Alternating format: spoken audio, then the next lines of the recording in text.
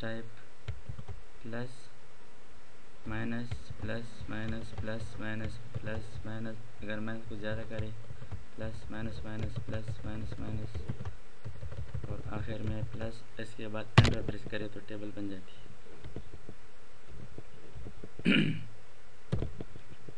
Plus space plus space plus space, space bar भी इस्तेमाल कर सकते हैं।